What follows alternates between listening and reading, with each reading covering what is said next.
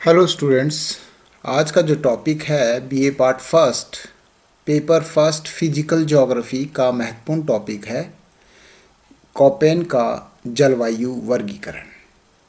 ये competitive exams में भी इसमें से क्वेश्चन पूछे जाते हैं।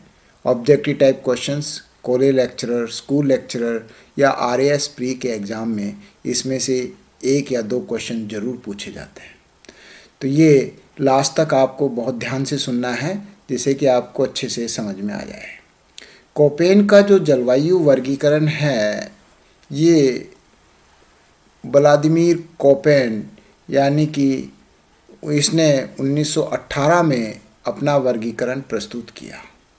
ये जो कोपेन था ये जर्मन विद्वान थे और इन्होंने अपने इस वर्गीकरण को प्रस्तुत करने के टाइम पे कई बार इसके अंदर संशोधन किया और परिमार्जन किया और उसके बाद में अंततः 1936 के अंदर अंतिम संशोधित रूप जो जलवायु वर्गीकरण का है वो प्रस्तुत किया।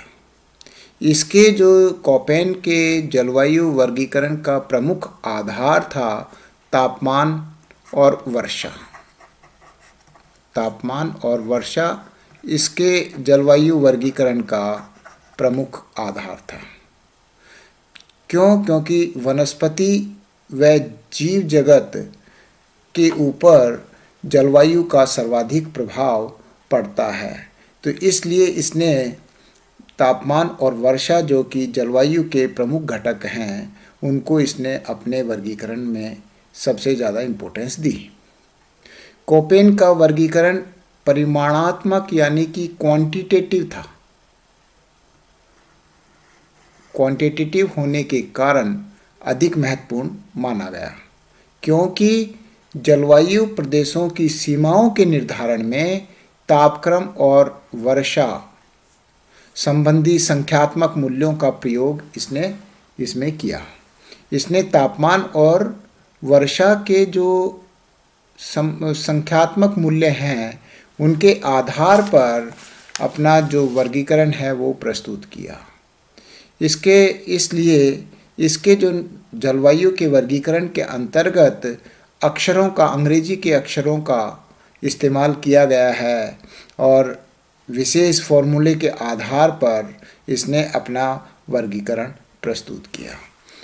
1874 में केंडाल द्वारा प्रस्तावित विश्व के 5 वनस्पति मंडलों के आधार पर 1874 में केंडाल ने वनस्पतियों का वर्गीकरण किया था। 5 मंडल बनाए थे जिसके आधार पर विश्व जलवायु को कोपेन ने 5 प्रमुख समूह में विभक्त करने का प्रयास किया है।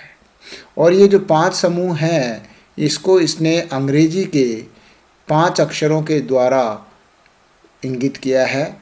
अल्फ़ाबेट कैपिटल लेटर्स ABCD और E, ये 5 इसने अल्फ़ाबेट्स का इस्तेमाल किया है। तो अब इसमें A अल्फ़ाबेट है, ये कैपिटल में है।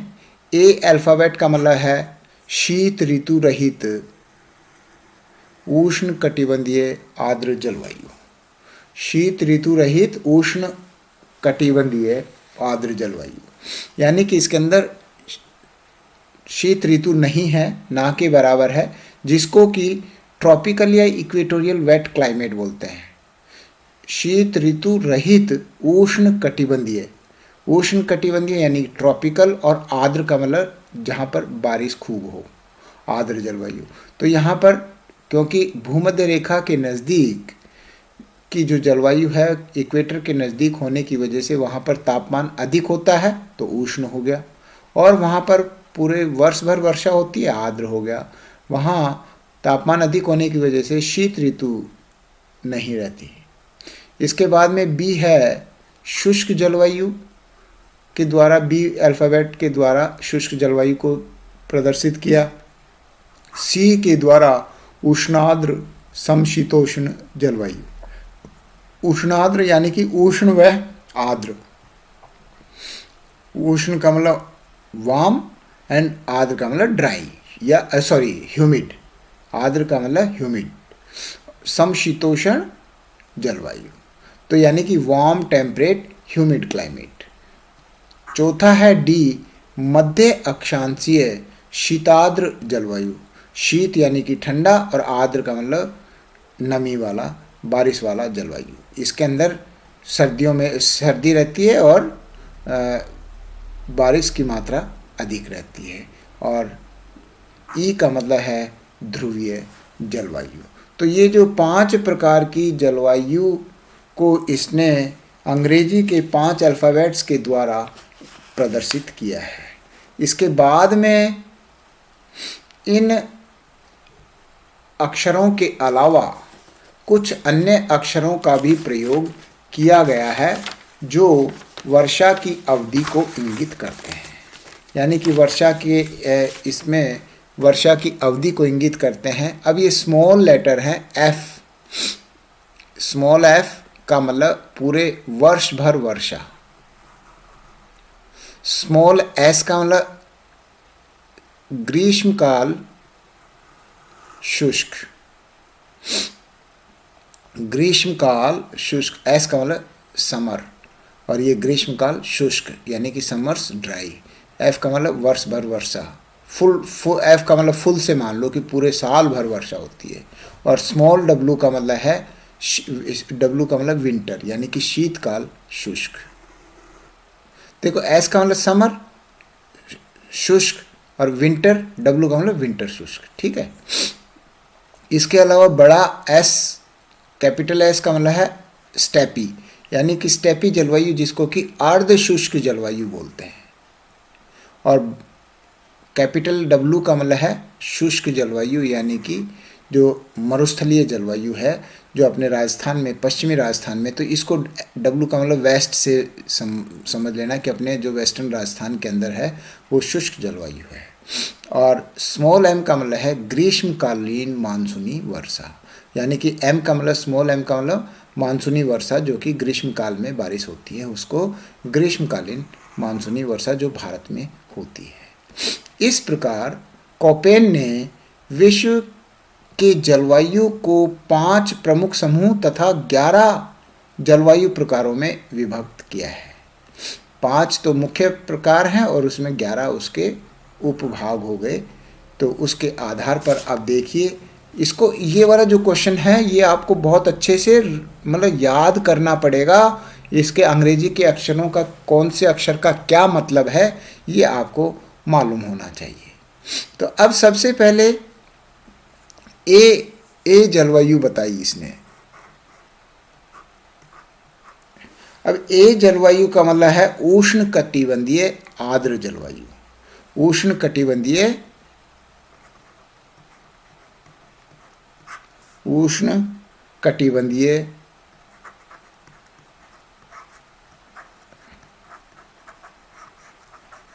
और आर्द्र जलवायु।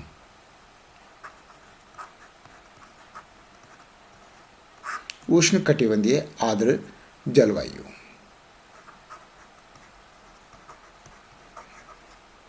अब इसके अंदर देखिए, इसमें सबसे ठंडे महीने का तापमान 18 डिग्री सेंटीग्रेड से अधिक होता है। ये देखिए इसमें उष्ण कटिबंधीय, उष्ण का मतलब मैंने बताया था कि जो भूमध्य रेखा के आसपास उष्ण गर्मी रहती है पूरे साल भर, और सबसे ठंडे महीने का तापमान कितना है 18 डिग्री सेंटीग्रेड। 18 डिग्री सेंटीग्रेड तापमान है, यानी कि सर्दी तो होती ही नहीं है, सबसे ठंडे महीने का तापमान है ये। तो इसके आधार पर अब इसके 3 भागों में विभाजित किया। ए को एफ, एफ का मतलब मैंने क्या बताया था, वर्ष भर वर्षा। एफ का मतलब था वर्ष भर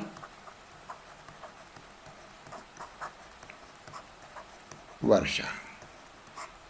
तो ये जो है ए एफ का मतलब हो गया जो इसमें साल भर वर्षा होती है। उष्ण कटिबंधीय आर्द्र जलवायु में जो है शुष्क, अब इसमें एफ का मतलब मैंने बता दिया था कि जहाँ वर्ष भर वर्षा, तो शुष्कतम महीने में भी वर्षा 6 सेंटीमीटर से अधिक होती है। जो सबसे कम वर्षा भी 6 सेंटीमीटर से अधिक। तो इसमें 12 महीने में से जो सबसे कम बारिश हो रही है वो 6 सेंटीमीटर से अधिक हो रही है, यानी कि वो AF जलवायु हो गई। और वर्षा का मौसमी वितरण समान रहता है, लगभग पूरे साल भर वर्षा होती है और वार्षिक और दैनिक तापांतर न्यून होता है। इनमें कोई ज़्यादा वार्षिक और दैनिक तापांतर में न्यूनतम अंतर होता है। इसके बाद में दूसरी है AW,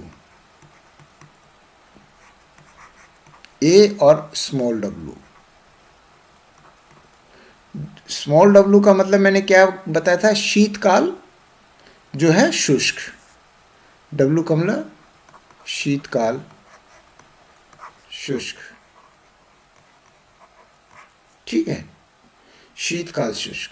तो अब इसमें देखिए उष्ण कटिबंधीय आर्द्र जलवायु एवं शुष्क जलवायु, जिसमें शीतकाल शुष्क होता है, ठीक है, W लगते ही।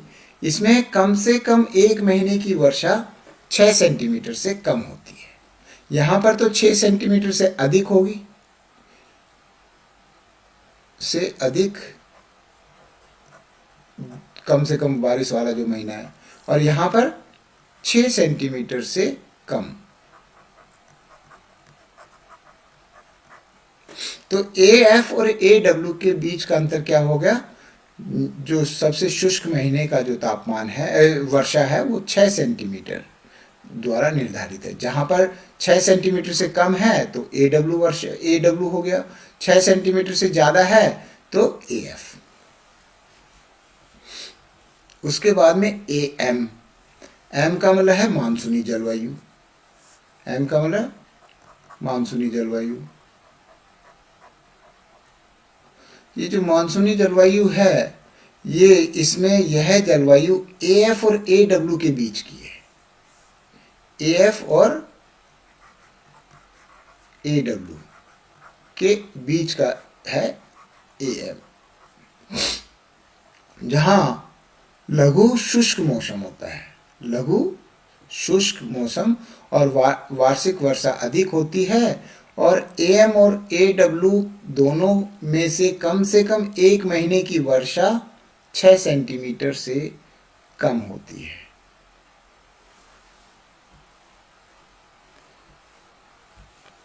छः सेंटीमीटर से कम होती है। AM तथा AW के बीच सीमा का निर्धारण किससे होता है, वर्ष भर की कुल वर्षा तथा शुष्कतम महीने की वर्षा के आधार पर। वर्ष भर की कुल वर्षा तथा शुष्कतम महीने की वर्षा के आधार पर इसका सूत्र है। तो ए निकालना है, ए जो है शुष्कतम महीने की वर्षा निकालनी है, A equal to 3.94 minus R/52 ये है।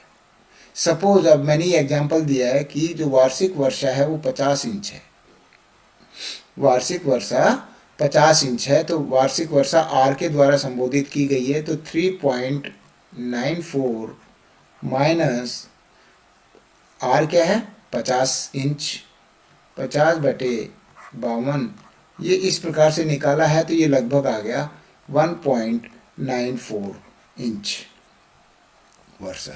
तो शुष्कतम महीने की वर्षा जो है A से कम है। A क्या है, 1.94। शुष्कतम महीने की वर्षा जो है, जो 1.94 आ गई, तो 1.94 से अगर कम वर्षा हो रही है तो वो AW हो गया, और इससे 1.94 इंच से वर्षा अधिक हो रही है तो वो AM हो गया। क्लियर। तो कोपेन ने उपयुक्त 3 जलवायु प्रकारों को AF, AM और AW के नाम से संबोधित किया है। विषुवतरेखीय जलवायु AF, उष्ण कटिबंधीय मानसूनी जलवायु AM और उष्ण कटिबंधीय सवाना जलवायु AW, यानी कि AF और AW के बीच में AM। अब उसके बाद में अल्फ़ाबेट B, कैपिटल अल्फ़ाबेट पे आ गए, जो कि B का मतलब है शुष्क जलवायु। तो यहाँ पर क्या है, वर्षा की अपेक्षा वाष्पीकरण अधिक होता है शुष्क जलवायु में। भाई जितनी बारिश से ज़्यादा वहाँ पर वाष्पीकरण। वार्षिक तापक्रम तथा वर्षा एवं अधिकतम वर्षा वाले महीने के आधार पर इसको बी जलवायु को दो प्रकारों में विभाजित किया है। बी एक तो डब्लू के द्वारा और एक एस के द्वारा। डब्लू का मैंने बताया था कि शुष्क जलवायु, और एस का मतलब स्टेपी यानी कि अर्ध शुष्क।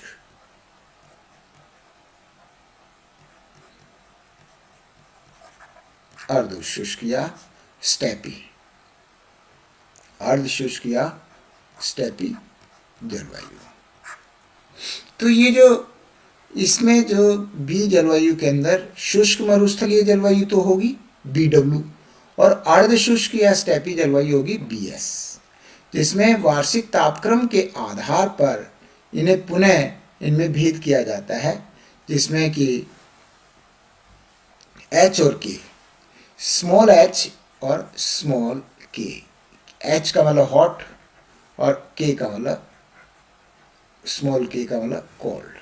देखिए औसत वार्षिक तापमान 18 डिग्री से अधिक है तो वो एच अक्ष, 18 डिग्री सेंटीग्रेड से अधिक तापमान है औसत वार्षिक तापमान, तो वो हॉट में आ गया एच यानी कि उष्ण। और के का मतलब औसत वार्षिक तापमान 18 डिग्री से कम है तो वो के अक्षर के द्वारा। तो ये एच का मतलब हॉट समझ लेना और इसका मतलब है कोल्ड, याद करने का तरीका है। तो इस प्रकार बी जलवायु समूह 4 प्रकारों में कॉपे ने वर्गीकृत किया। बी डब्ल्यू और बी एस के एच लगा दिया और के लगा दिया। बी डब्ल्यू के का मतलब है उष्ण कटिबंधीय रेगिस्तानी जलवायु। बी एस एच का मतलब, एस का मतलब स्टेपी था, एच का मतलब हॉट है तो उष्ण कटिबंधीय हो गया और स्टेपी जलवायु। डब्ल्यू का मतलब क्या था, रेगिस्तानी, यानी मैंने वेस्ट से बताया था मध्य अक्षांशीय शीत रेगिस्तान, और के का मतलब शीत, के का मतलब शीत, तो ये मध्य अक्षांशीय शीत स्टेपी और ये मध्य अक्षांशीय शीत रेगिस्तानी जलवायु। जो तापमान का आधार बताया था मैंने 18 डिग्री सेंटीग्रेड से कम, और यहाँ भी 18 डिग्री सेंटीग्रेड से कम। यहाँ पर 18 डिग्री से, एच का मतलब 18 डिग्री सेंटीग्रेड से औसत वार्षिक तापमान अधिक है। तो ये बी डब्ल्यू एच और B S H, B W के और बी एस के, ये 4 प्रकार हो गए। ये आपको भाई प्रैक्टिस करोगे तो समझ में आएगा, 3-4 बार जब इसको बार बार पढ़ोगे तो। सी जलवायु जो है समशीतोष्ण आर्द्र जलवायु। इसमें सबसे ठंडे महीने का औसत तापमान 13 डिग्री से कम परंतु 3 डिग्री सेंटीग्रेड से अधिक होता है। समशीतोष्ण, सबसे ठंडे महीने का औसत तापमान 13 डिग्री सेंटीग्रेड से कम परंतु 3 डिग्री सेंटीग्रेड से अधिक होता है, और वर्षा के मौसमी वितरण के आधार पर इसको 3 प्रकारों में विभाजित किया है। सी एफ देखिए इसमें अल्फ़ाबेट में भी कैपिटल आएगा या स्मॉल आएगा। सी कैपिटल है और एफ उसके बाद में उसका जो सब ग्रुप है वो स्मॉल वर्ड में। एफ का मतलब मैंने बताया था पूरे वर्ष भर वर्षा, तो ये जहाँ भी ये होगा एफ लगेगा तो वर्ष भर वर्षा। तो ग्रीष्म काल के शुष्कतम महीने में 3 सेंटीमीटर से अधिक वर्षा होती है। ठीक है, पश्चिमी, ये इसकी ये जो पश्चिमी यूरोप तुल्य जलवायु होती है ये। और सी डब्ल्यू का मतलब है शीतकाल शुष्क, बताया था मैंने इसका मतलब। तो शीतकाल शुष्क का मतलब शीतकाल के शुष्कतम महीने की अपेक्षा ग्रीष्मकाल के सबसे आर्द्र महीने में 10 गुनी वर्षा होती है, जिसको कि चीन तुल्य जलवायु कहते हैं। और सी एस का मतलब स्मॉल एस है, ग्रीष्मकाल शुष्क होता है इसमें, और ग्रीष्मकाल के शुष्कतम महीने की अपेक्षा शीतकाल के सबसे आर्द्र महीने में 3 गुना अधिक वर्षा होती है। ग्रीष्मकाल के शुष्कतम महीने की वर्षा 3 सेंटीमीटर से कम होती है और ये रोम सागरीय जलवायु होती है। इसके बाद में जो चौथा है डी जलवायु, ये जो डी जलवायु है ये शीताद्र जलवायु है, यानी कि ठंडी जलवायु है। सबसे ठंडे महीने का औसत तापमान 3 डिग्री सेंटीग्रेड से कम होता है तथा उष्णतम महीने का तापमान 10 डिग्री सेंटीग्रेड से अधिक होता है। धरातल कई महीने तक हिमाच्छादित या बर्फ से ढका रहता है। अब इसमें भी दो प्रकार हो गए, डीएफ और डीडब्ल्यू। एफ का मतलब मैंने बता दिया था, वर्ष भर वर्षा, और डब्ल्यू का मतलब स्मॉल डब्ल्यू का मतलब शीतकाल शुष्क। तो ये डीएफ का मतलब शीताद्र जलवायु जिसमें शुष्क ऋतु नहीं होती, क्योंकि एफ का मतलब पूरे साल भर वर्षा होती है, इसलिए शीत ऋतु नहीं होती, शुष्क ऋतु नहीं होती। जबकि डी डब्ल्यू का मतलब है, डब्ल्यू का मतलब शीतकाल शुष्क, तो शीताद्र जलवायु जिसमें शीतकाल शुष्क होता है। क्लियर? तो ये डी जलवायु हो गई। डी जलवायु के बाद में पांचवें प्रकार की जलवायु है, वो है ई जलवायु, यानी कि ध्रुवीय जलवायु, जिसमें इसमें ई जलवायु या ध्रुवीय जलवायु पोलर क्लाइमेट है। उसमें उष्णतम महीने का तापमान 10 डिग्री सेंटीग्रेड से कम होता है।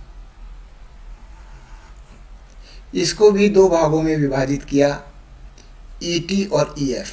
टी का मतलब है टुंड्रा, टुंड्रा जलवायु, और एफ का है हिमाच्छादित या फ्रॉस्ट से बना है ये, फ्रॉस्ट, यानी कि बर्फ जमा रहती है पूरे साल भर। तो ईटी का मतलब है टुंड्रा जलवायु जिसके उष्णतम महीने का तापमान 10 डिग्री सेंटीग्रेड से कम होता है किंतु 0 डिग्री सेंटीग्रेड से अधिक होता है, उसको हम टुंड्रा जलवायु बोलते हैं। और ईएफ का मतलब जो ध्रुवीय जलवायु जिसमें कि एफ का मतलब फ्रॉस्ट, परमाफ्रॉस्ट की कंडीशन रहती है, जिसमें हमेशा हिमाच्छादित जलवायु पाई जाती है, सभी महीनों में तापमान 0 डिग्री से कम रहता है। तो इस प्रकार से 5 प्रकार की A B C D E जलवायु, 5 प्रकार की जलवायु, और इनके सब भाग करके इसने कुल जलवायुओं, कोपेन ने जलवायु वर्गीकरण प्रस्तुत किया है, जिसमें कि अंग्रेजी के अल्फ़ाबेट्स को की सहायता से इसने अपना वर्गीकरण प्रस्तुत किया। जलवायु प्रकार तथा वनस्पति प्रकार के बीच के संबंध को इसने काफ़ी अधिक महत्व दिया है, जलवायु प्रकार और वनस्पति, क्योंकि वनस्पति और जलवायु का इसने सीधा संबंध है। उसी हिसाब से जहाँ ज़्यादा अधिक बारिश होगी वहाँ की जलवायु अपेक्षाकृत घनी और उस हिसाब से मिलेगी, जहाँ कम बारिश होगी वहाँ शुष्क जलवायु मिलेगी। तो औसत मासिक तापमान तथा वर्षा को आवश्यकता से अधिक कोपेन ने महत्व दिया, जबकि मौसम के अन्य तत्व भी हैं। तापमान और वर्षा के अलावा वर्षण की गहनता है, मेघाच्छन्न की मात्रा है, दैनिक तापमान की विषमता है, पवन आदि हैं, इनको इसने नज़रअंदाज किया। इसने केवल तापमान और वर्षा को ही महत्व दिया। जो दूसरा, इसमें आवश्यकता से अधिक इसको साधारण तथा वर्णात्मक बना दिया, अंग्रेजी अक्षरों का इस्तेमाल करके। वायु राशियों की विशेषताओं को इसने सम्मिलित नहीं किया है। तो इस वजह से ये इसके कोपेन के जलवायु वर्गीकरण के कुछ दोष भी हैं, जो कि हम लास्ट में दोष यानी कि क्रिटिसिज्म में इसको लिखेंगे, आलोचना में। याद करने में हमें कठिनाई होती है क्योंकि अंग्रेजी के अक्षरों का इस्तेमाल किया है, हमें ये ध्यान नहीं रहता कि कौन सा अक्षर किस चीज़ को प्रदर्शित कर रहा है। तो ये सब चीज़ें देखते हुए, वैसे कुल मिला के जब हम ये कहें जलवायु वर्गीकरण की बात करें, तो पूरे वर्ल्ड के अंदर कोपेन का ही जो जलवायु वर्गीकरण है आज की तारीख में, उसको सबसे अधिक समर्थन मिला है। तो ये जो जलवायु, कोपेन का जो जलवायु वर्गीकरण है, इसको आपने अच्छे से करना है। जहाँ रटने की ज़रूरत है वहाँ रटना भी पड़ेगा, और याद करना है वहाँ याद भी करना पड़ेगा। ये क्वेश्चन आपको फर्स्ट ईयर में 90% चांसेस हैं कि ये क्वेश्चन आएगा, इसलिए इस क्वेश्चन को आप अभी से इसको तैयार कर लें।